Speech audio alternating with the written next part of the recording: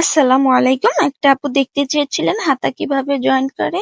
আমি দেখিয়ে দিচ্ছি। এই যে হাতার মিডল পয়েন্ট এবং জামার যে কাঁধ আমরা যেটাকে পুট বলি সেটার মিডল পয়েন্টে রেখে আমি এক সাইড থেকে সেলাই দিয়ে নিচ্ছি।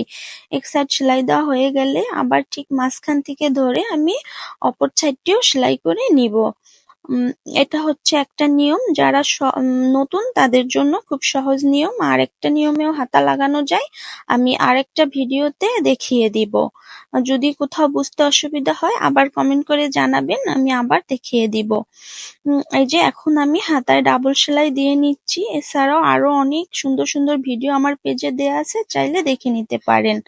এবং ভিডিও ভালো লাগলে অবশ্যই আমার পেজটি ফলো দিয়ে লাইক কমেন্ট শেয়ার করে রাখবেন। এখন আমি এই যে হাতার যে মুহুরের মাপ অনুযায়ী হাতার দুটি কাপড় সমানভাবে ধরে আমি সেলাই দিয়ে নিচ্ছি। এই তো বাড়তি কাপড়টুকু কেটে নিচ্ছি। এই যে বডির যে মাপ সেই মাপ অনুযায়ী সেলাই দিয়ে নিচ্ছি। আল্লাহ হাফেজ।